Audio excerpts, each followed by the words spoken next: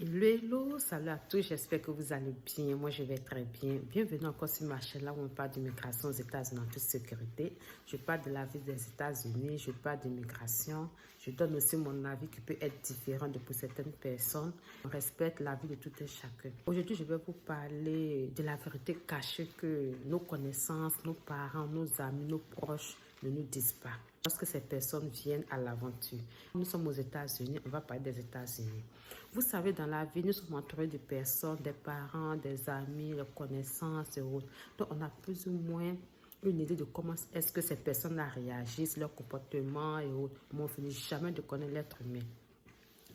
Lorsque vous avez une connaissance qui va aux États-Unis, sachez une chose, toutefois que la personne quitte son pays d'origine et va ailleurs, la personne n'est plus la même personne que vous avez connue. Ça, soyez sûr de cela.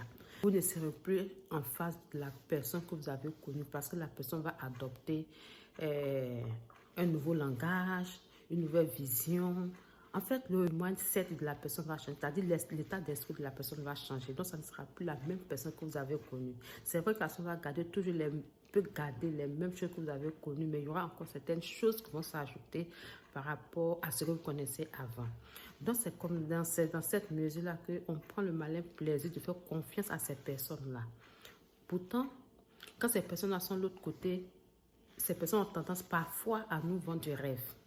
Ces personnes vont arriver et vous faire croire que vraiment tout va bien chez elles et que vraiment tout est rose. C'est-à-dire que les personnes ne vont même pas vous parler mais du côté négatif ou bien des avantages, ou bien des désavantages de l'endroit où elles sont. Peut-être c'est côté l'argent, quand vous allez demander, on dit, ah, mais si là, c'est pas facile d'avoir l'argent. Effectivement, c'est pas facile d'avoir l'argent parce qu'il faut travailler dur. Dans le monde entier, il faut travailler dur pour avoir assez d'argent. Maintenant, qu'est-ce qui se passe? Quand ces personnes-là sont ici, ces personnes-là, quel est le rêve que ces personnes-là vous vendent? Ces personnes-là, parfois, peuvent être devant une grande maison et elles vont dire que la maison les appartient. Pourtant, la maison ne les appartient même pas. C'est vrai que la maison peut les appartenir. Mais, sachez une chose, avoir une maison ici, c'est un luxe, oui, mais en même temps, c'est un gros crédit à vie. Quand je dis à vie, tu as au moins 30 ans pour pouvoir payer. C'est un gros crédit que tu vas payer pendant au moins 30 ans. Maintenant, ça va dépendre de la manière. Toi, tu vas t'organiser pour pouvoir payer ce crédit-là. Donc, ça fait que ces personnes-là vont faire le malin. Ah, j'ai une grosse maison, j'ai une grosse voiture. Parfois, la voiture même là, c'est une jolie voiture, mais l'année même, quand tu ne peux pas connaître l'année, peut-être c'est une voiture que la personne a payée à 3 000 $ cash. Mais le plus souvent, il y a des voitures que vous voyez, le plus souvent, c'est à crédit. Donc, parfois, on a tendance à envier les personnes qui ont les grosses voitures, les grosses maisons. C'est vrai, ici, lorsque tu achètes une maison, que ça soit à crédit ou bien cash, mais le plus souvent, 90% en tout cas, les gens prennent ça à crédit et c'est après qu'elles revendent, elles vont repayer ça en cash et puis le peu qui reste là, ça rentre dans leur poche. Ils vont dire, mais au moins, ça, même si ça a créé la personne dans une maison. Mais la main de la personne vous fait croire que, genre, vous allez arriver, si vous allez vous rendre compte qu'on ne peut pas avoir une maison si facilement. Il faut travailler et puis on regarde combien est-ce que tu as fait pour pouvoir t'octroyer une maison au prix que tu veux. Et ici, c'est très facile de perdre une maison. Parce qu'il peut arriver un moment où tu ne pourras même pas payer la maison. Ils vont te chasser de la maison et ils vont vendre la maison aux enchères.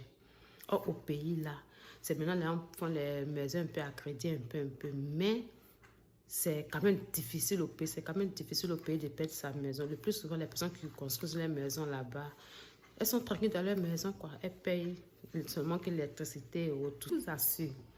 Vous enviez ces personnes-là parfois, tellement ces personnes-là vous font croire que ça va chez elles. On a l'envie d'être à la place de cette personne-là. On veut être où ces personnes-là sont. Ces personnes ne vous disent pas réellement la vérité. Vous-même qui êtes au pays, vous êtes mieux même que les personnes qui sont ici, mais elles ne vont jamais vous montrer que ça ne va pas.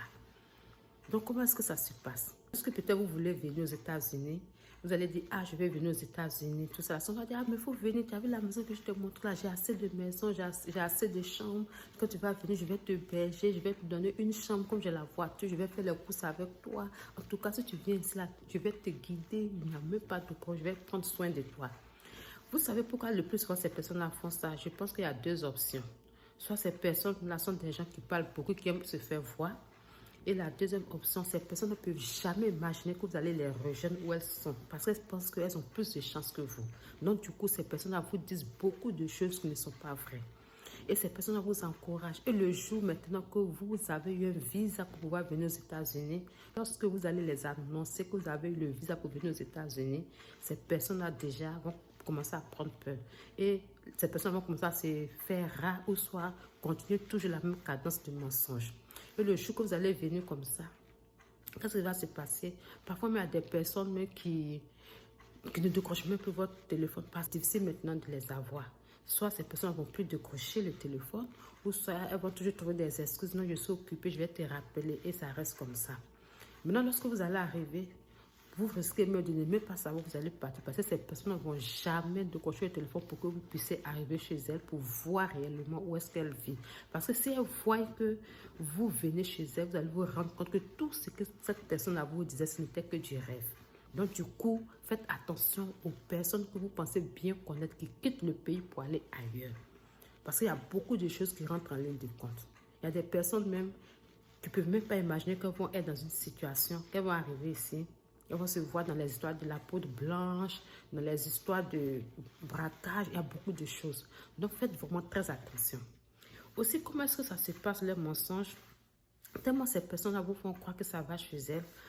Elles vous mettent en confiance. Donc, parfois, vous voulez faire du business avec ces personnes-là. Parfois, ce sont les personnes d'ici même qui vont vous gruger. Elles vont dire non, ah, mais elle est là, cause, il y a telle chose, il y a telle chose. Tu peux envoyer de l'argent, je vais t'expédier. Tu vas envoyer de l'argent. Par chance, la personne peut te mettre en confiance à acheter pour t'envoyer, pour que la prochaine fois, tu envoies assez d'argent et la personne, maintenant, va disparaître avec ton argent. Maintenant, l'autre option aussi, c'est que parfois, tu peux donner l'argent à la personne pour acheter des choses pour t'envoyer lorsqu'elle va venir au pays. La personne va dire, non, il n'y a pas de problème, je peux charger pour toi. Il suffit seulement que tu m'envoies telle somme seulement, je vais prendre ça pour t'envoyer. Maintenant, ces personnes-là, comme elles ont eu beaucoup à parler, à montrer aux gens qu'elles sont arrivées, que ça va chez elles, donc il faut maintenant qu'elles mettent en application ce qu'elles ont dit. C'est-à-dire quoi? Il faut montrer que lorsque tu es arrivé là, tu as montré que tu as l'argent, tu as une grande maison, tu as une grande voiture. Il faut montrer que tu as l'argent. Donc, quand tu vas arriver, tu vas vouloir faire plaisir à ces personnes-là, leur donner un petit cadeau. Parce que si tu ne fais pas de cadeau, ils vont dire, oh, lui là, cette personne n'a parlé, mais elle n'aime pas de nous envoyer un bonbon. Donc, du coup, elles sont obligées d'aller jusqu'au bout de leurs mensonges. Donc, les colis que les gens leur donnent pour envoyer à leurs parents, qu'est-ce que ces personnes-là font? Ces personnes n'envoient pas. Elles préfèrent plutôt donner à leurs connaissances. Pour faire comme si les gens sont qui ont acheté avec leur argent pour montrer que ça va chez elles. Lorsque maintenant elles arrivent au pays, qu'est-ce qui se passe? Elles disent non, que vraiment, les bagages étaient trop, mais j'ai perdu mon sac, donc je n'ai pas pu retrouver, moi, mais j'ai perdu des choses et ça reste comme ça. Vous n'avez pas vos colis, vous n'avez rien reçu. Même ces personnes, pour ne même pas donner votre colis, vont vous faire croire qu'elles ont reporté leur voyage et elles vont venir dans le secret. Vous venez partager vos colis aux gens et retourner aux États-Unis sans que vous ne le sachiez. C'est après de bouche à oreille, vous allez entendre que cette personne était déjà là. En temps, c'est déjà la personne est déjà retournée et c'est fini comme ça. La sommeil risque de même plus même prendre tes appels. Donc, c'est comme ça que ces personnes-là fonctionnent.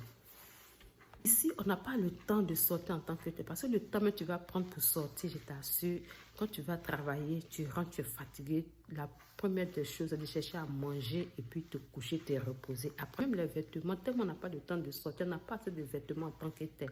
À moins que peut-être, pour te faire plaisir, tu vas à l'église, bien à la mosquée. Si on n'a pas ça, la manière dont on a les invitations, les mariages au pays où on va rendre visite, on s'habille, ce n'est pas comme ça ici.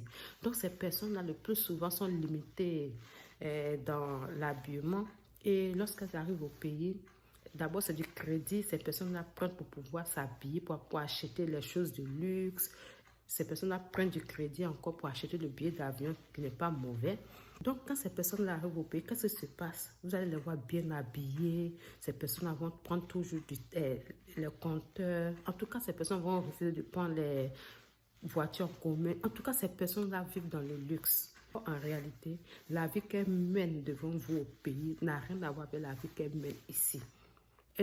Tout ce que vous allez voir, c'est ces personnes-là. C'est du crédit en fait.